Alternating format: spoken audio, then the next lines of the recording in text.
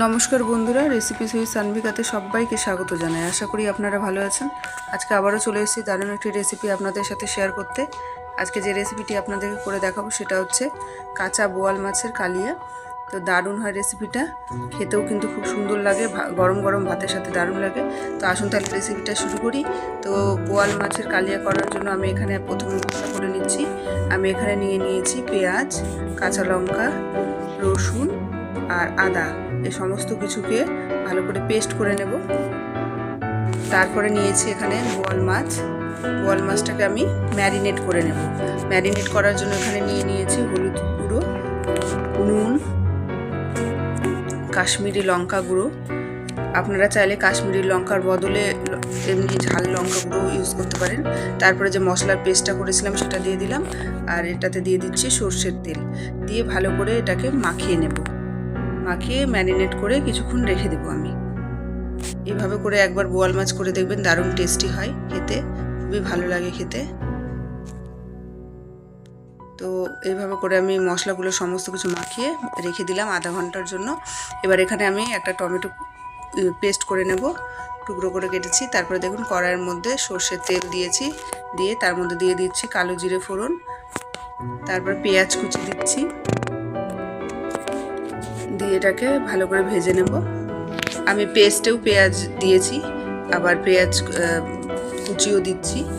ভেজে নিয়ে তারপরে যে মশলাটা করেছিলাম পেঁয়াজ, রসুন, কাঁচা লঙ্কা, আদার, সে পেস্টটা আমি এখানে 2 চামচ মতো দিয়ে দিলাম। দেওয়ার পরে এটাতে দিয়ে দিচ্ছি হলুদ গুঁড়ো, কাশ্মীরি লঙ্কা গুঁড়ো। তারপরে একটু নেড়ে নিচ্ছি। 1 থেকে 2 মিনিট ভালো করে নেড়ে নেব, যাতে পেঁয়াজ রসুনের কাঁচা গন্ধটা চলে যায়। তারপরে এটাতে দিয়ে দিচ্ছি আমি ধনে গুঁড়ো, জিরে গুঁড়ো, সেটাও দিয়ে আমি 1 থেকে 2 মিনিট ভালো করে মশলার সাথে কষিয়ে নেব। এই রেসিপিটা খুবই সুন্দর হয় খেতে। আপনারা অবশ্যই আমি যেমন করে করছি করে একবার হলেও ট্রাই করে দেখবেন, খুব ভালো লাগে। তারপরে একটু মশলার জল দিলাম, দিয়ে মশলাটাকে একটু কষিয়ে নিচ্ছি। তারপরে দিয়ে দিচ্ছি এটাতে টমেটো পেস্টটা দিয়ে এটাকে ভালো করে কষাতে হবে, যাতে টমেটোর কাঁচা গন্ধটা চলে যায়। এভাবে করে নিয়ে আমাকে কমেন্টে অবশ্যই জানাবেন কেমন হয়েছিল। তারপরে দেখুন 3 থেকে 4 মিনিট ভালো করে কষানোর পরে আমি যে ম্যারিনেট করে রেখেছিলাম মাছটাকে, সেটা দিয়ে দিলাম।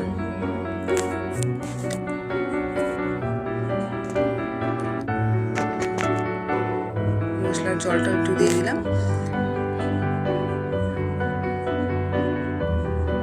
তবে একটু নেড়ে ছেড়ে নিতে হবে। মশলার সাথে মাছটাকে ভালো করে 3-4 মিনিট ভালো করে কষিয়ে নিতে হবে। মিডিয়াম ফ্লেমে এটাকে কষিয়ে নিতে হবে। কষানোর অল্প জল দিলাম, আমি মশলার জলই দিলাম। আমি জলটা একবারে দিচ্ছি না, অল্প অল্প করে দিচ্ছি। এটাকে ভালো করে কিন্তু কষাতে হবে।